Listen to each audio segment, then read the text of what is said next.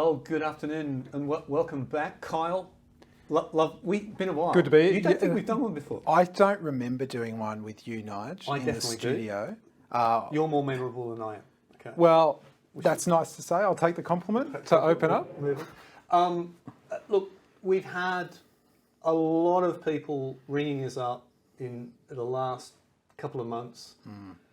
Never bargained before, haven't thought about bargaining before. Yep. Heard about all of these new laws. Multi-employer bargaining scares me. Should I start bargaining? And if I do, how do I go about it? And to be fair, I think today's really focused really at that audience more than probably most. But I think people who probably bargained a little are going to pick up quite a bit today as well. Absolutely. And I suspect even people who've been doing it for a while will probably pick some good pointers up as well. But that's kind of the target that we want to get to. Yep. We should apologise up front. For the first time ever, we're on chairs with wheels. And I think we're going to have a terrible habit of moving slightly as we talk. We'll try not to roll out of shot. Roll out of shot. See how we go. We've got a rough run today. Talk about EA architecture first, and that's the new world we live in. Yep, absolutely. Certainly from June, the new world we live in. I've posed this massive question of why, and every time I talk to somebody who hasn't bargained before, I am talking to them a lot about why, and make sure the why is right. Yep. I really want to spend some time lingering on the important things to consider before you dive into the swimming pool. We need to get that right. Yep. And then we're going to sort of walk you through, I wouldn't say the novice's guide to the bargaining process, but we're going to try and peel back the mystique and just get to the 4 or 5 core bits of it. Yep. So if you are going to do it for the first time or you need a refresher, you've got a sense of it. And I think that's what we want to achieve today if we can. Yeah, and I think it'll be quite thorough, but it won't touch on absolutely everything in the time that we have. You're right. There's several things in there we'd probably spend half a day on if we had the chance. I'm going to let you start. So Sure.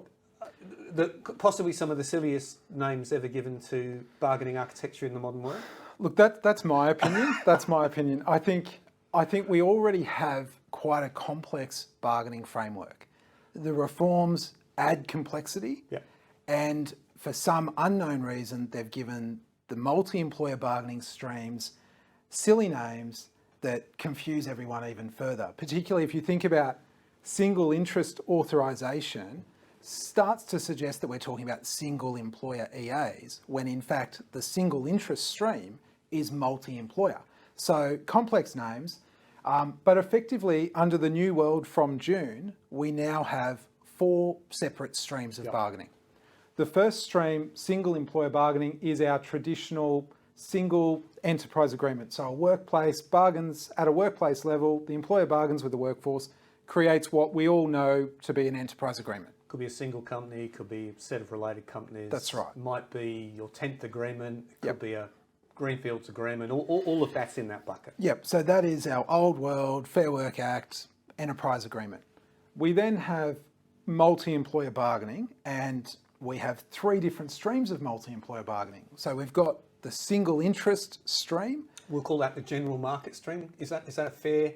Yeah. It's not quite right, but it's probably a fair description. I think that's right. So that's kind of our default. If there's a default multi-employer bargaining stream, that would be the default one. So multiple employers, they have to have a single interest, but that's the default stream. And that's the one which we talked about in our last webcast, where we talked about the common interest test, reasonable, comparable.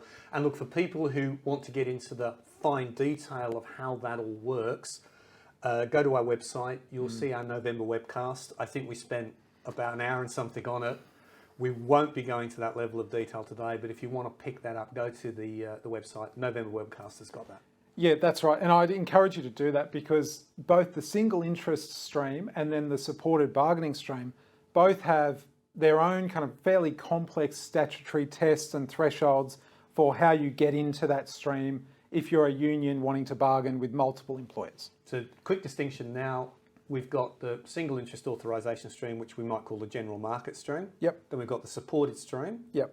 I've got a way of describing this. I think you might have a slightly different way. But I do. So my lay term for describing the supported bargaining stream is effectively the low paid bargaining stream. Now, Whether it's confined to low paid, what is low paid, they're all, questions that we could kind of work through.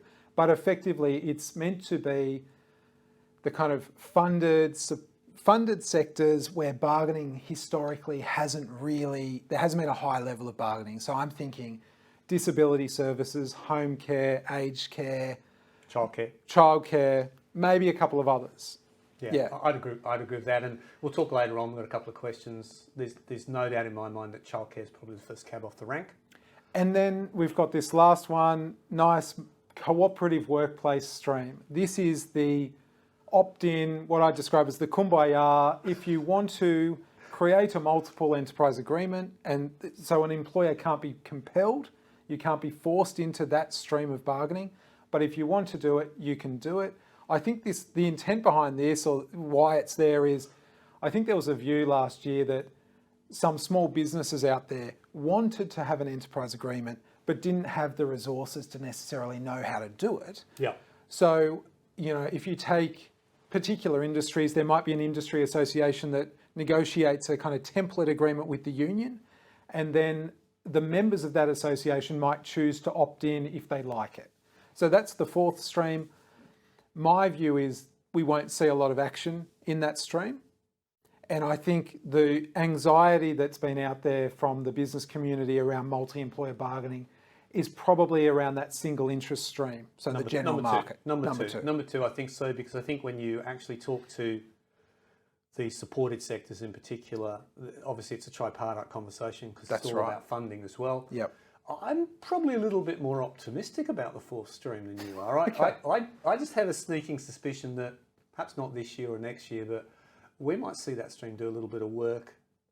There are industries out there who traditionally have kind of done things as an industry and have produced templates. Yeah. And unions have been comfortable with that because it's quite efficient. Yeah. So I wouldn't necessarily, I'm not sure small business will embrace it, but I think there could be some industries out there. So we'll wait and see on number four. Yeah, just one other thing. So the supported bargaining stream, you touched on this. The significant part of that is the funder, so the funding body can be required to come to the bargaining table. So you could have multiple employers in disability or home care or aged care or childcare, and you might end up having an official from the minister's office, the funder, whether it's the NDIA in disability or the Department of Education or whatever, come to the table because, of course, employers in those sectors are kind of between a rock and a hard place. Lots of them, if you take aged care, most employers in the aged care sector have no issue with paying workers more. Their issue is the money's not there from the government. Yeah. So it'll create an interesting dynamic where and we have a Labor government at the federal level, so the architects behind the laws are now potentially going to have a seat at the bargaining table holding the suitcase full of cash. So I think in the context of that architecture, a lot of people have been saying to us, it's this number two scaring us. Yep. I get a lot of questions around number three, but there's some nuance to number three. I'm going to answer some of those questions before we finish today, but cool. It's that, hey, look, I'm scared about this number two. Should I be doing the number one? Yeah, absolutely. And that's the best way to describe what we keep being asked at the moment. Yep. So the first question is going to be why? Like, why? Somebody said to me the other day, said, oh, I've got this friend who I met at a barbecue, told me I should hurry up and get an enterprise agreement in the next 2 months. And I just went, why? Yeah. And they struggled with the why. So I want to take you through some whys, and my answer is have your eyes open. Normally, we would have said something like this. You would bargain because the award conditions don't suit you. They're not particularly targeted to the way you want to run your shifts or your operation. Yeah, and we're not talking about money there. No, we're talking about the actual operating conditions in the award versus how you want to run your business. Yeah. People might come to us and say, look, I've got 7 modern awards covering my business. It's a nightmare. Seen that, yeah. And that might be, it's actually a nightmare for labour mobility because I'm moving people around. Yep. I'd hope it's that more than it's a nightmare for the payroll department, because if it's a nightmare for the payroll department, my answer is buy a better payroll system. But that might be a good reason. That might be a good reason. Absolutely, yeah. We get a lot of people come to us and say, look, I work on contracts. Yep. I have to guarantee that there'll be no industrial action during the life of the contract. So locking into an enterprise agreement is a good thing. Yep. A lot of people who've been doing it for years, they stay doing it. We've got a lot of people who ring us up and say, look, my culture's changed a lot over the last few years as I've grown. It looks like I'm probably going to be forced into it. Should I just bite the bullet and get into it? Yep. And then we've got the last one. I don't want to be a target for multi-employer bargaining. And That's I've right. I've heard it's a defence. And Yep. we're going to hold that one because you and I are going to dwell on that for a little bit and Yeah. talk about who might be vulnerable and who might not be. Yep. Just be conscious that the things on the right, and I'm not trying to be critical of HR managers. I've been an HR director in a large company, so I'm not doing it. But please don't think it's going to improve your culture if you bargain. There are moments where we've seen it help some cultural issues. Yeah, absolutely. But this notion that bargaining improves culture by definition, it's not true. It's just not true. Yeah. That's a very different and complex conversation to the side. I've occasionally had somebody say, look, our HR manager has never done one and I'd like to do one. Not a good reason. No, because that HR manager will call you 12 months later and say, why did I think that was a good idea sometimes? Don't do that. Yeah. And this notion at the moment that I just want to dispel straight away, we do have a few people ring us up saying, I understand I now have to have one. Yeah, so that's obviously not true. That's not true. Yeah. Now, in the supported sectors, that might become a more complicated question later. It is possible in some of the supported sectors, let's take childcare, Yep. that we could end up with a regime where to get additional funding, you might have to have one. Yep. That's a more complicated conversation, and it's possibly a conversation that we'll have a better handle on probably at the end of this year rather than where we are today. But bottom line is the laws haven't said you have to have one. So please don't get too stressed about that. So now, I don't want this multi-employer bargaining, Kyle. Okay, Save me from it, Kyle. So we're talking about multi-employer bargaining, the threat of multi-employer bargaining, how we can avoid potentially multi-employer bargaining. Not necessarily looking to avoid, providing better terms and conditions, might be nothing about that. There's this level of uncertainty as to, well, if we're bargaining at an enterprise level, we have control. It's specific to us. We can tailor to our terms. culture. We're engaging directly with our workforce versus the prospect of sitting down at the bargaining table with one or more unions and multiple employers, each of whom might want different things. Yeah, and the possibility also, of course, Kyle, of once a multi-employer agreement is struck, possibly being roped into it almost against my wishes. Yeah, and if we Which touch, we'll come to. Well, roping in is possibly even scarier than multi-employer bargaining because multi-employer bargaining, you're at the bargaining table. Now you're there, you're not alone. There's other employers there, but at least you're there. Yeah. Whereas being roped in, you get roped into a multi-enterprise agreement after the fact. You've had no control. You've had no ability to influence what's in the agreement. So when am I safe? So the safe zone. If we look at the second square up there, if you have an enterprise agreement and it's within its nominal term, so that is, it has not passed the nominal expiry date. So I've made the agreement for 3 years and it's still within the 3 years. Then you are effectively protected from someone trying to not rope you in. I'm using that phrase generally. I'm not talking about roping in, but coming to you and saying, we want to force you into multi-employer bargaining with a few competitors. It's a brick wall. So it's a brick wall. However, just be careful. We'll just have to add one thing. Yes. You need to be a little bit careful about that being a brick wall in the supported sector. Yeah. If your purpose for making that enterprise agreement was to avoid supported multi-employer bargaining, that will not necessarily be a brick wall. And it might be a brick wall to have you commence a multi-employer bargaining process, but it doesn't protect you from being roped in after the fact. Yeah. So in the supported bargaining stream, it's not as, the brick wall is not dry yet. It's poorly built. And then we've got this other one, so a small business. Now, the Fair Work Act over the last decade has defined a small business employer as fewer than 15 employees. Now, for reasons that relate to how the bill was debated and negotiated, and I think it was the independent Senator David Pocock who managed to get a concession from the Labor government to move this up to 20 employees. Very heavily influenced by the Commonwealth Small Business Ombudsman. So we've got this kind of unusual thing because it's not consistent with the other parts of the Fair Work Act. But they're out straight away. So if you are a small business with fewer than 20 employees by head count, not by FTE, then you are in the safe zone. So with a caveat, again, and the laws are fairly prescriptive and complex. So you can't be compelled to move into that single interest stream, so the general market stream, but you don't have the protection again from the supported bargaining stream. So small businesses can, if you're in childcare, for example, or disability, that doesn't give you protection. Having an EA does not give you protection, or being a small business does not give you protection from the supported bargaining stream.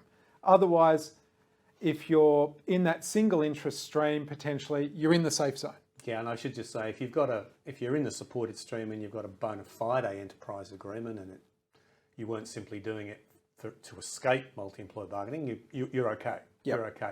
So it's for those people in the supported stream who are perhaps rushing into bargaining at the moment.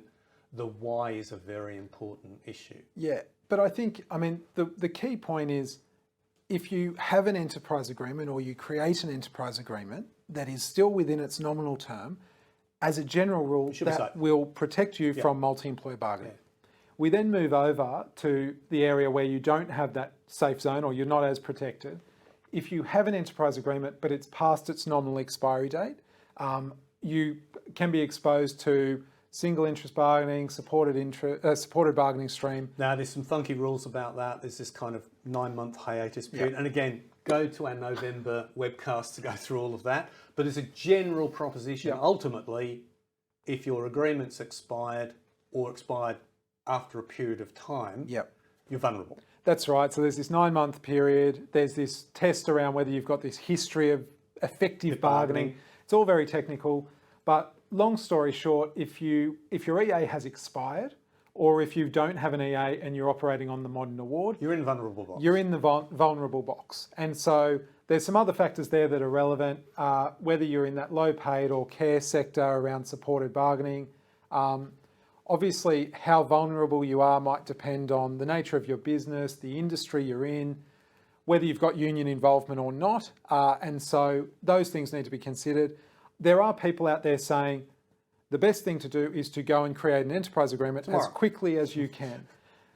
At a very high level, it's not the worst advice I've heard, but in truth, it's more nuanced, and you do need to say, well, what's our business? How big are we?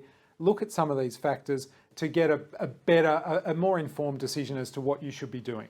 And I think that's wise counsel. I don't think you can create a blanket rule for this. No. There will be some industries which will try and embrace multi-employer bargaining fairly early. Yep. There's everybody who's involved in the childcare industry understands that there are conversations in the childcare sector at the moment involving unions, employer associations, and government. There is some conversations occurring what I historically would have described as some oligopoly industries about multi-employer bargaining. Yep. I don't think we're going to wake up in 2 months and find the world's fallen in.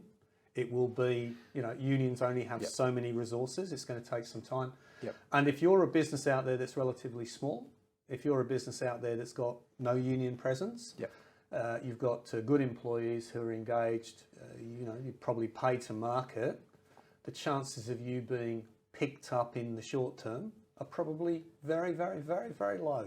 I think that's right. I don't think come June 7, there's going to be a union organiser knocking on your door. No. In 4 years' time, that might be an interesting conversation to have if we've got massive industry-level agreements in place and unions have become very active at trying to rope people into those agreements. In 3 or 4 years' time, that might be a different conversation. But I don't want people to panic and think, I've got 6 weeks to sort my house out, because I don't think that's the case. No, and I agree with that. And that segues nicely into the next slide, if we can move to that. So if we think about multi-employer bargaining, and we'll talk about this and then we'll move on to the process and the kind of traditional bargaining stream and single enterprise agreements and all that kind of stuff. But if we think about the potential of multi-employer bargaining, my view is it has great potential. Whether or not it lives up to it, we'll have to wait and see. But at the moment, we've got modern awards that, together with the National Employment Standards, provide this minimum floor of safety net terms and conditions. You then have businesses out there paying above the modern award. They might have an enterprise agreement, they might not. The power of multi-employer bargaining is, and whether we see this or not, we'll have to wait and see. You have employers in a particular industry paying a variety of different wages and conditions, and then you might have some market leaders. So you talk about these oligopoly type businesses or industries where you've got above the odds. You might have 2 or 3 very large companies with pretty significant market share who might be market leaders in terms of wages and conditions. Now, one of the strategies for the unions might be to go to those 2, 3, 4 major businesses, try and have a multi-enterprise agreement with them. Now, if you think about that, that might simply reflect their current wages and conditions. So those businesses might say, okay, well, you're not asking for anything more than what we're already giving. They create a multi-enterprise agreement. And then you can have this roping in effect where once you lock in a multiple EA in a particular sector... I'm the union, I dance it around town. I get people at the workplace A to vote yes for it. I get people at workplace B to vote yes for it.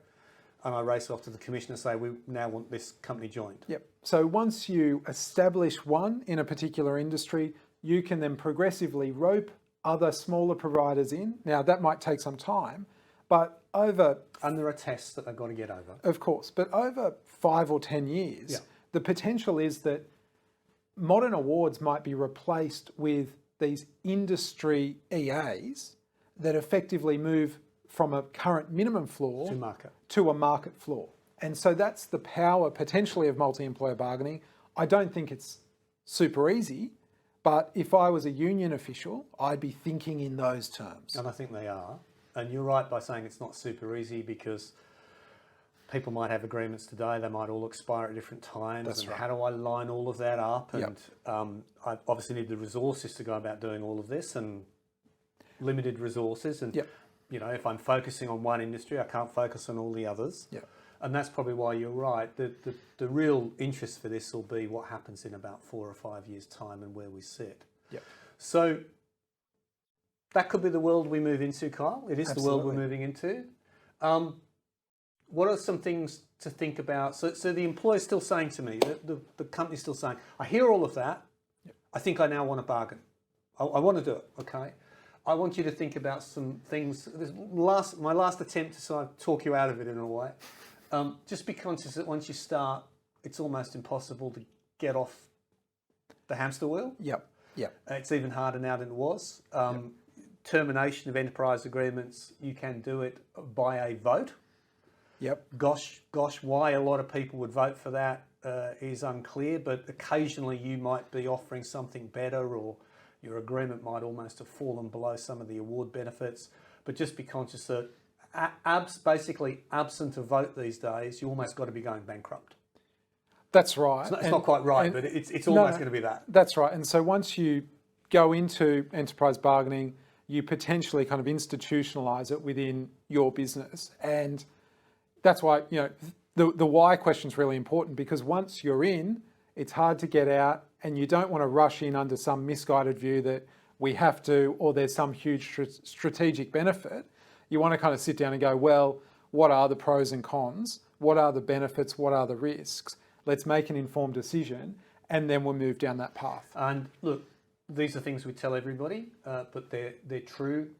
You might not have had union involvement in your business. You might have very limited union involvement in your business. And if you do start bargaining for the first time, you have to respect the fact that that is a possibility that you'll have increased union involvement or possibly introduce union involvement for the first time. We'll talk a little bit about how that tends to happen. From an HR perspective, you are going to start to, if you're not careful, move from what I call an individual culture to a collective culture. Don't underestimate how that plays out and how you manage within that. The EA might reduce your operational flexibility, and you know I'm a big believer in giving money before flexibility, because over a 20-year period, the people who've given away flexibility tend to be in the least efficient world, rather than the ones who gave away an extra 50 cents an hour. And sadly, some people tell us that the only way they can give people an increase at the moment is to have an enterprise agreement. It's not. Be relaxed. You don't necessarily do it. So just think about those things. They're important to think about. And you want to go ahead. We're going to do it anyway. That's fine. What's the first thing I'm going to talk about? Culture. Looks like culture.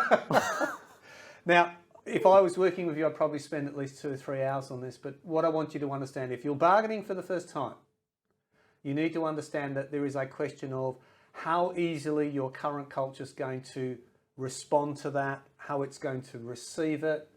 That will be a big question about explaining why. It'll be a big question about how you're personally going to behave in bargaining. We get a lot of employers who do it for the first time and they end up like they're negotiating a Wall Street contract, and it's completely countercultural. So you really need to think carefully about the why to be culturally acceptable, and you need to think about how you're going to behave to be culturally acceptable, and you're going to have to think about the outcome being culturally acceptable. So big ticket item number one always is cultural receptivity. Yeah, and I think timing is interesting at the moment as well, because, I mean, maybe I'm cynical, but if an employer tomorrow goes to their workforce, they've never had an enterprise agreement, they've always been on the Modern Award, and the HR manager or the business owner says, okay, we're now going to create an enterprise agreement, we want to bargain and have an EA. Don't be surprised if 1 or 2 employees say, oh, this is interesting timing. Are you doing this because there's some reforms coming in June? And are you trying to screw us over? So I think... Or just perhaps not even screw you over, but just why you do... I'm getting anxious. Why are you doing this? And so I guess the point I'm trying to make is you want to have an answer to that. You want to have some clear communication as to, we're doing this is why, this is the benefit, etc., etc. Now, trust me, we can help you with that answer, because I think there's a lot of very good practical reasons why you might engage your workforce in this process. But just be conscious that big conversation initially about cultural receptivity. Be very mindful that the next question is, at what level do you want to bargain? Now, if you were a childcare operator and you had 7 centres, do you want to operate at a local level, centre by centre? If you're in multiple states, do you want to operate at a state level? Or do you want one agreement to cover them all? Now, that's got some sort of practical labour issues in it about labour mobility, transparency of fairness of conditions across your business. Might be all about your employee value proposition. Conversely, you might be saying, well, look, Nigel, I've got an antagonistic workforce in Victoria, but I've got really engaged workforces elsewhere. How do I make sure one doesn't infect the other? So just be conscious that there's, after you get through the cultural question, what level am I going to bargain at? And also moving from that individual to collective kind of paradigm with bargaining, it can sometimes bear out differences in current terms and conditions. And so you want to have a good reason as to, employees are going to say, well, why are they getting that? And I mean, to give you an example, you can have an EA where you have 3 or 4 different modern awards that are underpinning. So you've got different business areas. Now, do you create an enterprise agreement that has one set of terms for everyone, in which case you've kind of got to average or take the best? Or do you have those bespoke arrangements for different parts of the business? That's fine, you can do that. But then you might have employees saying, well, hang on, why are they over there getting double time and a half and we only get time and a half on a particular day? So it kind of, moving from the individual to the collective, draws out and creates a level of transparency over those issues. I agree. And probably just, we tend to call this out every time, just be very, very sensitive if you're moving into this world for the first time, not to get overly excited about industrialising the employment relationship. Don't put policies in enterprise agreements. Don't rewrite your health and safety obligations in enterprise agreements. For goodness sake, don't put stuff in about recruitment and how you're going to recruit. Don't put complicated things in there about performance management. In other words, try and keep your capacity to manage your business separate from the enterprise agreement setting fair and reasonable terms and conditions for your people. Absolutely, and we've got to remember that enterprise agreements are legal instruments, they're industrial instruments, they're of legal effect. If you fail to comply with your enterprise agreement, that's a civil penalty provision, it's a breach of the Fair Work Act. And so a good example is you might see an enterprise agreement with this really prescriptive grievance procedure. And so, halfway through. Thanks. Sorry, that wasn't very subtle of me. That wasn't. So if you can have a grievance process in a policy rather than the enterprise agreement, it means you've got the flexibility to change it. You don't want to have scenarios where, because you didn't follow the grievance process perfectly, you're on the hook for a breach of the enterprise agreement. That can be a problem. So let's talk about process. Yeah. And I'm sorry, but in the time, we're probably going to touch on Yeah. important parts of the process, and Yeah. we'll probably skate a little bit over some. Now, it's the latent engineer in me that always does this, so I apologise for that. And this, can I just say, this is an intimidating slide. It intimidates me when I look at it. So just bear in mind, we'll unpack this over a series of slides. We're not kind of expecting you to take it all in one go. And again, I'm going to try and speak mostly to the people who haven't done this a lot, Yep. rather than people who have done it a lot. Yep. We want to kind of talk about how it starts. Yep. Is probably the best way to describe it. You've got this wonderful box in the middle there called good faith bargaining. We kind of want to say 2 or 3 things about the actual bargaining process. Yep. We're going to touch on industrial action, but I don't want to get too excited by it, but I just want to make a couple of comments about it. We won't delve into that too deeply. We should talk about what happens if things don't go well on the top right-hand side, and the Yep. fact that we've got this conciliation and arbitration model now. Yep. And then lastly, we just want to talk about the voting process and the approval process by the Fair Work Commission, and we'll try and get through this fairly quickly. Not going to get caught up in termination applications or anything like that today. So it's a roadmap, but it's a convoluted roadmap. So let's just start with how it starts.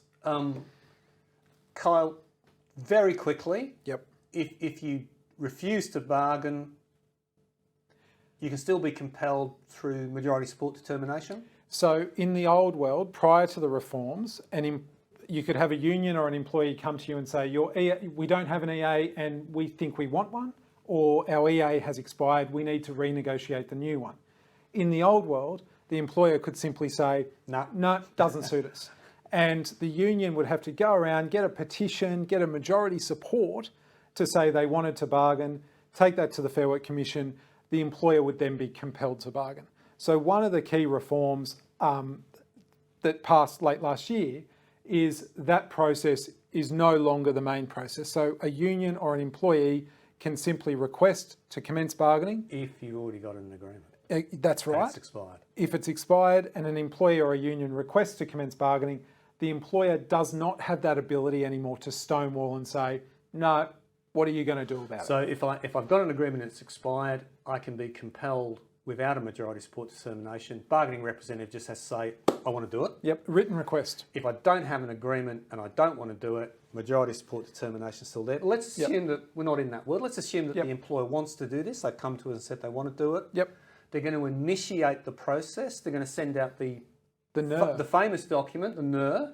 So the I don't know why they give these things such strange names. So the notice of They have a employee, committee that makes the names up. the notice of employee representational rights. So this famous document that's been around for a decade or so. If an employer agrees or is forced to bargain Or initiates. so you might voluntarily just wake up on Monday and say, we're going to start bargaining. The law requires you to issue all of the relevant employees, so the employees who will be covered by the agreement, with the notice of employee rep rights. What does that do? It tells employees that you're commencing to bargain. It advises them of their rights to be represented by a union or a bargaining representative. Now, an employee can nominate themselves as a bargaining rep. They can nominate a colleague as a bargaining rep. They can nominate the union, or if you've got a workforce where there is more than one or more union members, if those members don't nominate some other third party, then the union becomes the default bargaining rep. So this form commences bargaining and it effectively starts the ball rolling so that you can create a bargaining group and start bargaining. And just be conscious that if you're in a workplace where you don't have union involvement historically, the very fact that people are going to receive this letter is going to start talking about unions as default bargaining representatives. Yep. Somebody might be making the phone call. Yep. It's not an unusual question for an employer to actually be asked, or do I need to join a union to do this? And so that's why we say, if you've never done it before, just be conscious of that. Yep. So these bargaining reps are picked. So the NER goes out. Bargaining reps are picked. Bargaining reps are picked. That convenes your bargaining group, and you are now bargaining. And you're bargaining with them. Carl said to me before, what happens if nobody puts their hand up to be a bargaining rep, or there's no default bargaining rep? Yep. You can still proceed. You probably need to have a conversation about how you're going to engage with the workforce so you get effective feedback, but you can still do it. Yep. So we're at the table, we're in good faith bargaining. And so there's a provision in the Fair Work Act, Section 228, that sets out good faith bargaining requirements. Now, they are general principles. They're very broad. They're not particularly prescriptive. You can see them there. You've got to do a few things. You've got to recognise bargaining reps. You've got to go to meetings. You've got to consider proposals. You've got to respond in a timely way. But they're pretty broad, such that you don't see a lot of examples where people breach the good faith bargaining requirements. No, you get told a lot that you're doing it, which is true. Yeah. But I don't think technically you are. So Yep. the one thing I would say is, look, they're just rules of what I would call normal, reasonable conduct. Yep. If you ever get caught with them, just give us a call because we'll help you. But the two areas where you might get caught out is requests for information. You don't have to hand over information that's commercially confidential. Yep. And you just have to be careful about making silly statements in bargaining like, we can't afford that. Yep. Because the obvious question obviously is, can you provide some information that demonstrates why? So Yep. just be conscious that they're not particularly onerous rules to comply with. No. And if someone alleges that there's a breach of the good faith bargaining rules, you can go to the Fair Work Commission and deal with that. It'll all get sorted out. Yep. Just be conscious, if you've never done it before, there's mandatory content that must go in your agreement, and there's also some content that mustn't. Yep. Probably the only things we want to talk about today, you have to have this thing called a flexibility clause, a consultation clause, and a dispute settlement clause. Correct. There is a default version. There are. So there's model provisions. Model provisions. Yep. Just be conscious that if you want to tinker with those too much, please talk to us. Yep.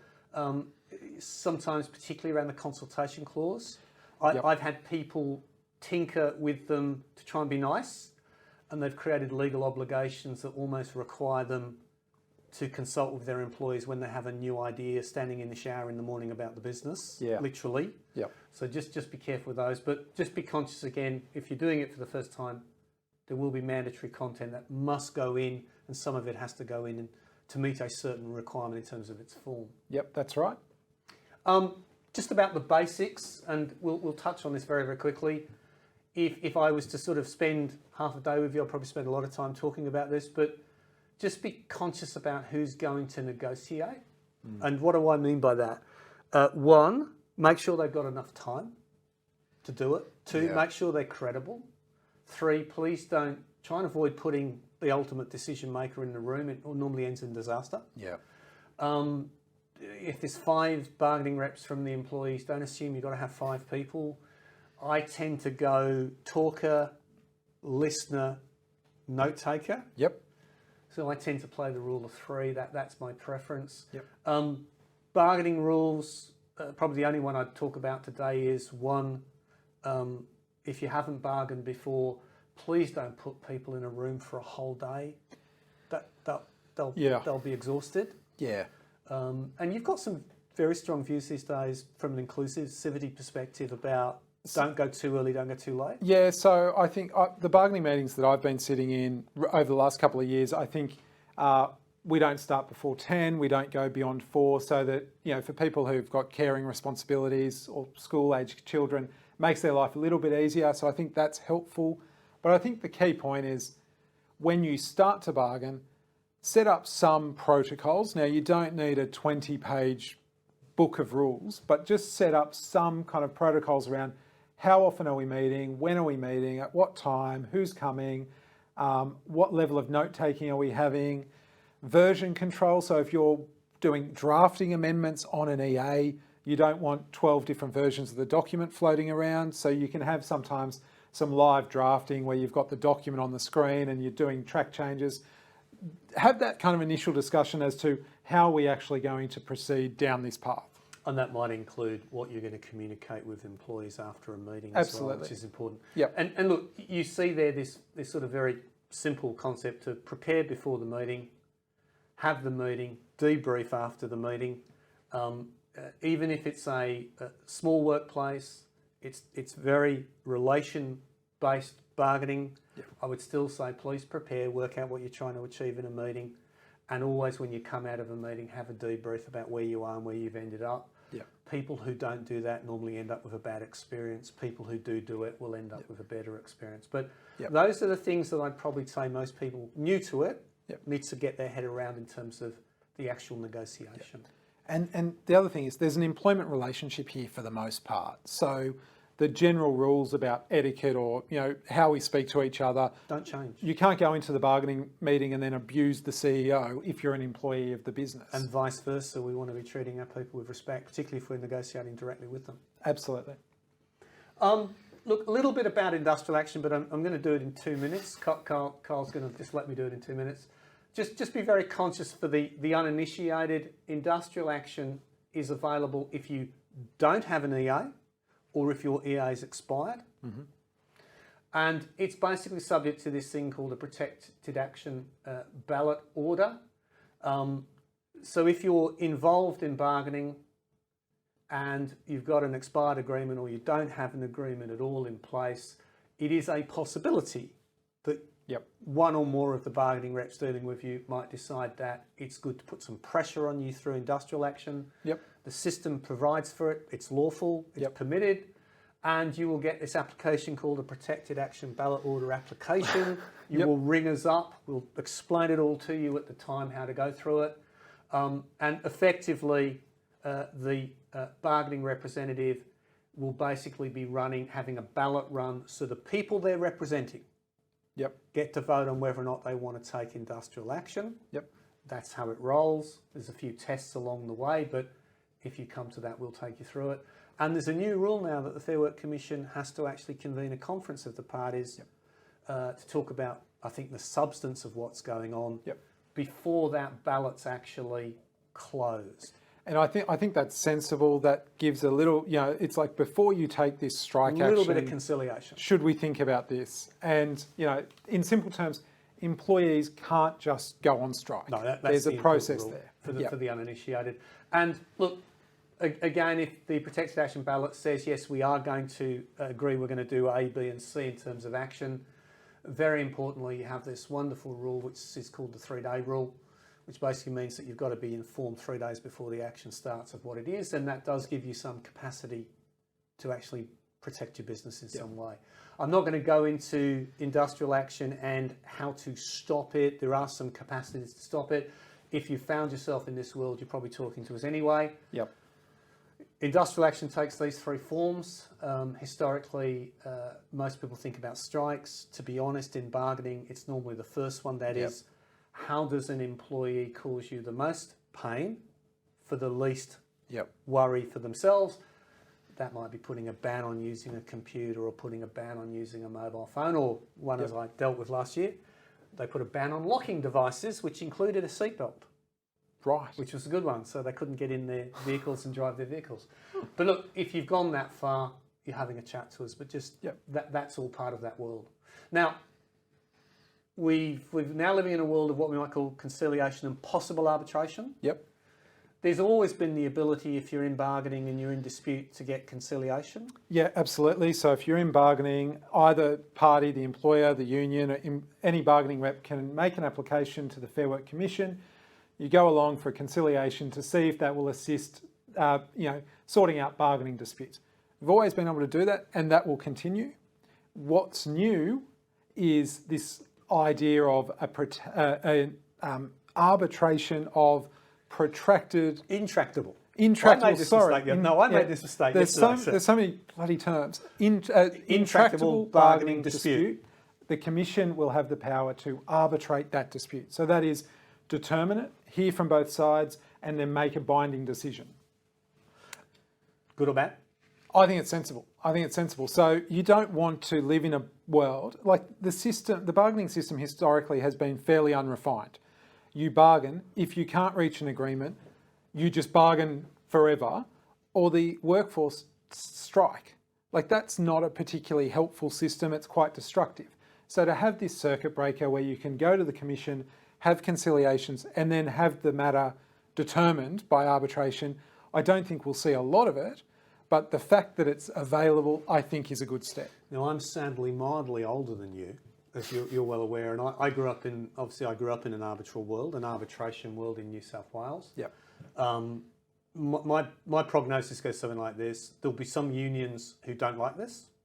There'll be some employers who don't like this. Yep. There'll be a lot of employers and unions in the middle who go, well, rather than beating each other up, if we can't settle it, let the umpire settle it. It's a very sensible thing. Yep. And experience says something like this: there'll be very few arbitrations. Yeah, and so before the arbitration occurs, there must be a conciliation. And I think that's the point of reckoning, where if someone has taken potentially an unreasonable bargaining position, let's say a union wants a 12% pay rise, or the employers... And everybody else in the industry is getting 3.5%. That's right, or the employer's saying we can only afford 1% and inflation's at 7%, and the employer might be making money. You get to this conciliation before arbitration. That's, I think, the point where everyone looks at themselves, have a look in the mirror and go, if this goes to arbitration, are we actually going to get what we've been arguing for, or are we being unrealistic? If we're being unrealistic, I'd like to think that this conciliation before the arbitration moves people closer to the middle. And my sense is it will, if you do end up in an arbitration, and as I say, I think there'll only be 3 or 4 a year at best. It's largely what we call a general merits case, that is on balance with the merits. There's a list of things that the Commissioner sort of has to tick off. I do keep getting asked, is productivity the most important one? Sorry, no. It's on the list, but it's just one of the things they have regard to. Yeah. If you look at the cases that have been in the past, and it is still technically the same test, there's been this kind of Solomon approach, employers here, unions here, and guess what? Sort of ends up in the middle. Yep. But I think Kyle's right. I think most of these matters will get solved in conciliation, and I suspect that's a better outcome anyway for everybody concerned. Yeah, well, I mean, you maintain some level of control over what the outcome is versus the Commission imposing something on you. But let's assume things have gone really well, and negotiations have been excellent. We've had employee bargaining representatives or union bargaining representatives. It's gone very well, very encouraging. On the verge of getting our first agreement, Kyle. We're very excited. Excellent. And we obviously we need to have a vote. That's right. And we need to do some stuff in this thing called an access period. Then we need to get it approved. That's right. So again, very process heavy. An enterprise. So you're bargaining at the bargaining table with the bargaining reps. It's time to put it to a vote. You've got a document you're happy with. You want to put it to the workforce. You can't simply put it out there and have a vote that day. No. There's what's called an access period. So 7 clear days before the day of the vote, prior to the commencement of the access period, you must circulate the actual draft agreement. So here's the proposed EA, give employees a copy of it. You then need to tell them... Which could be in the lunchroom, it could be, we're going to actually send you a copy electronically. It could be we'll hand them out during morning tea. That's right. Or it could be a whole so you've got to take reasonable steps to distribute the proposed agreement so people know what they're being asked to vote on. You then need to tell them specific information about the vote. Anything incorporated by reference. That's right. So if there's policies referable in the document, if they're incorporated, you've got to have that. They might already be available on an intranet or something. You then need to tell them, hey, we're going to have the vote on this day at this time. It's going to be this type of vote? Tell them the voting method. That could be a show of hands in the lunchroom. It could be a secret ballot. You see electronic voting these days, so things like SurveyMonkey or a third-party provider with a ballot service. So you've got to tell them about the vote. Then you've got these 7 days where you have an obligation to explain the document to them. So from June, the laws are changing about the prescription. It might not necessarily be that different. So at the moment, you've got to take all reasonable steps to explain the terms and the effect of the agreement on people, clause by clause. So there's a federal court decision that basically says if you forget to explain one clause, your agreement might not be approved. And for people who've got agreements historically, they sometimes get confused and think they've just got to explain the changes. Yep. It's actually a lot more than that. It's clause by clause, and we Yep. normally produce a little table, don't we? That's right. So you have what's called, like we'd call it an explanatory document or something like that. Now, from June, the process is going to change in the sense that the Commission, the Fair Work Commission, will publish a statement of principles. I think it's called statement on genuine agreement. So that'll basically say, in order for your EA to be approved and to be genuinely agreed, you've got to do these things. So you have this 7-day period where you explain the agreement, you then have the vote.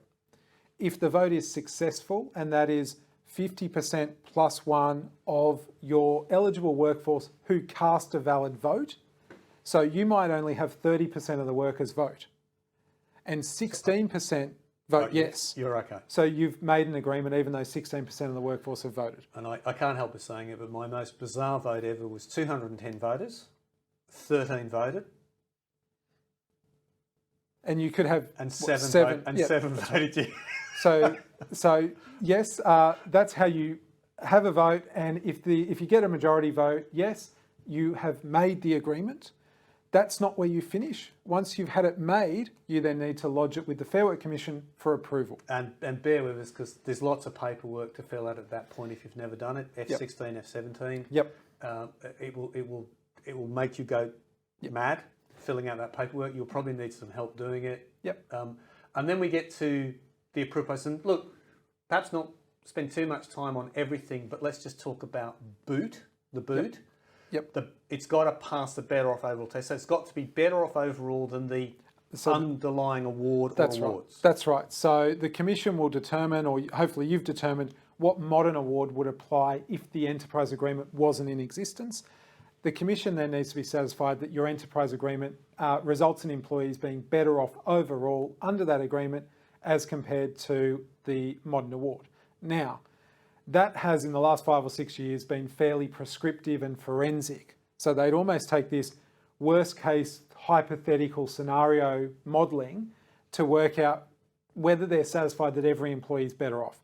The boot test from June is changing, and it's going to be a little bit easier to navigate, but that's offset by this ability for an employee once the agreement's approved, the employee can, at some point, an employee could say, well, my roster's changed, I now don't think I'm better off. And so what we've got is, 6 of one, half dozen the other. The boot test will be less forensic under the new laws coming in June, but the boot test can be reconsidered, re-agitated. For one or more individuals later on. Yep. Now, that's a snapshot of the world. So if you've never done it before and you're going to start, that's a snapshot of the world you're moving into. Yep. I hope we've explained it reasonably, and hopefully we haven't scared you too much, but you'll see simply there's a lot to get around in the process. There's a lot to get right culturally. There's a lot to get right in terms of how you communicate with your people. If you're doing this for the first time, or you haven't done it for 10 years and you're about to do it after a 10-year gap, there's quite a bit to think about. Please don't be afraid. Now, in the last little while, I've got some good questions. Okay, cool. I've got some really good questions actually. Can you be exposed to multi-employer bargaining if you've already commenced formal bargaining prior to the nominal expiry date? Right. Now, I'm going to say no, because you remember we said you're pretty well protected as long as you're within your nominal term. Yep. If you're in the general industry stream and you expire, your agreement's expired, but you are in the process of bargaining, there is this 9-month window where the Commission has a discretion to leave you alone to keep going. You're going to have demonstrated you've got a history of effective bargaining to do that. But that would be the best way, I think, that we would answer that. It raises, just quickly, a question about when you start renegotiating an enterprise agreement. So there might be some kind of benefit in starting the renegotiation a little bit earlier than you might otherwise, so that you can bargain, hopefully reach an agreement, hopefully avoid the intractable bargaining dispute arbitration. But the short answer is if you're still within the nominal term, or you're outside but you're bargaining, that should give you protection from multi-employer bargaining. But like a lot of these provisions, there's discretion there. There is. Halima, nice to see you. Halima asks questions all the time. I always try and get to Halima's questions. What should employers do who do not have an EA award covered in place consider doing? Well, I think we've probably covered that. Yep. But I would be very, very careful about what the group of employees is. We had somebody come to us the other day and said, look, I've got a large number of administrative employees. Could they be exposed? I said, really low risk. I'm not going to get stressed about that. But if you had a large factory that everybody knew about in a major brand, well, perhaps you'd be thinking about bargaining. Yep. And a follow-up question there as well, is an MSD the only avenue available to a bargaining representative? Now, two things there. If you don't have an agreement, Yep. and somebody wants to force you to bargain, yes, Yep. majority support determination.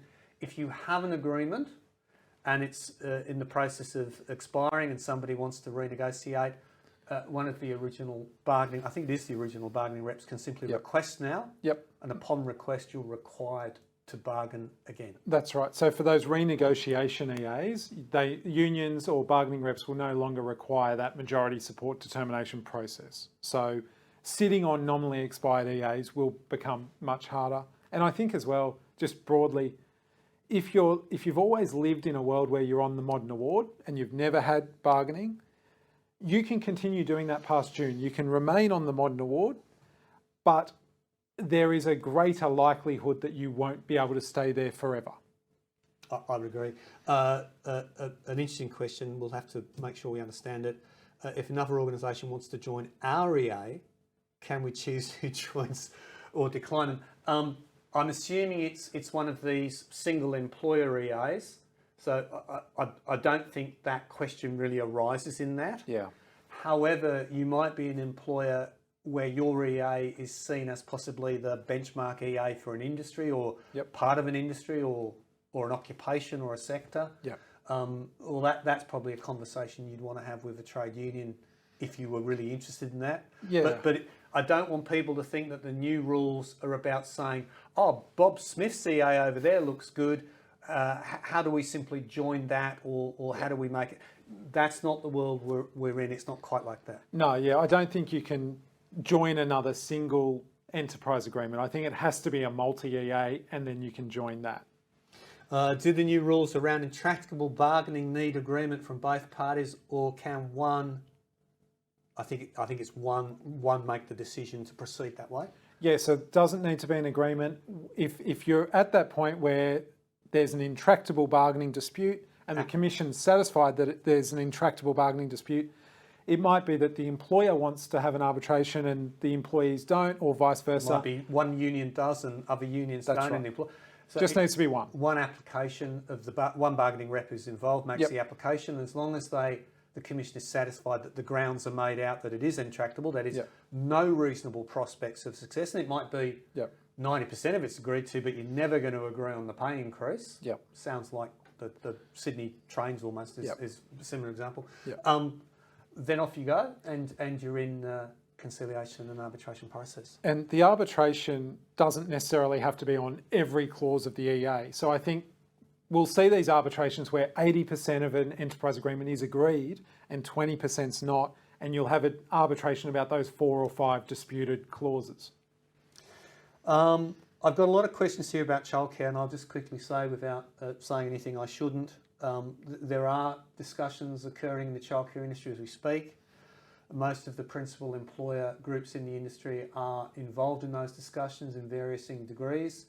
The relevant union, the United Workers Union, is involved in those discussions, and the government are involved in them.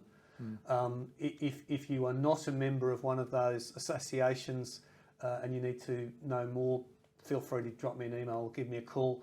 If you are a member of one of those industry associations, such as the Australian Childcare Alliance, give Paul Mondo a call.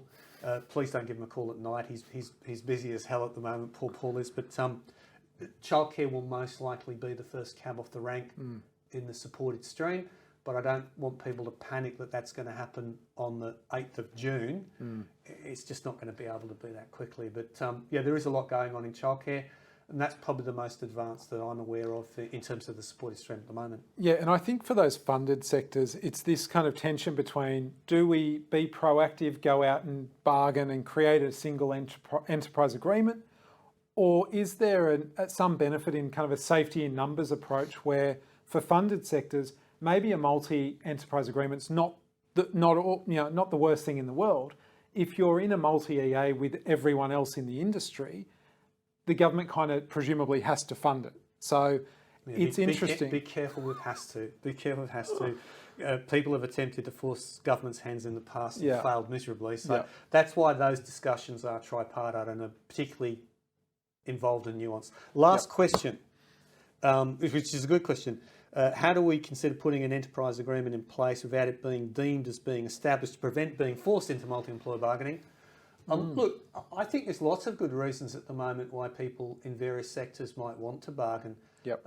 We're dealing with clients in the supported sectors at the moment who are coming to us saying, look, we're desperate to actually find a way to increase wages. We want to adopt our own classification structure, which is more aligned with our employee value proposition.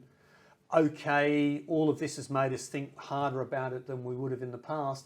But their motivation isn't avoidance. Their motivation actually is a positive way. So I think at the end of the day, you want to be conscious of what you're doing. But if you've been motivated to start bargaining for the first time, not as an avoidance issue, but hey, maybe we should start thinking about this, and maybe there are good reasons to do it.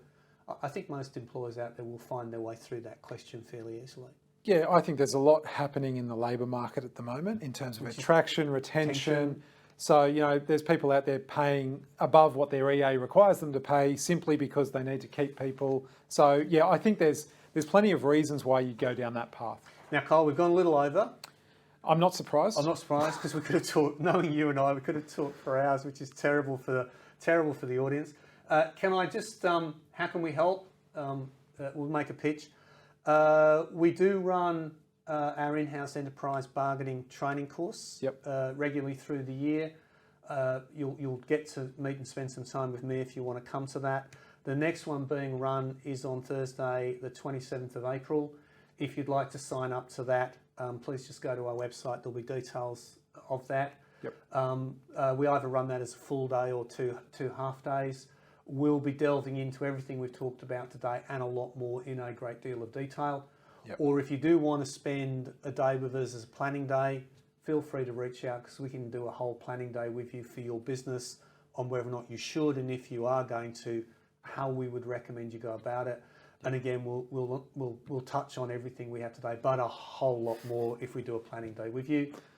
As always, Kyle, it's been fun. It's been good. Thanks for having me. Do you remember now that we've done them before? No, okay, no, but that's okay. Well, you'll remember this one. I'll remember this one. So look, thank you very much for coming along today.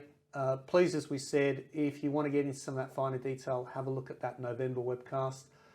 Don't be afraid to drop us a line or give us a call. It's going to be a dramatic 12 months, not just on the bargaining front, but when the next tranche of reforms comes through as well, they're going to be big. So stay well. I hope your business is surviving through these troubled times out there in the economy, and take care. Thank you very much.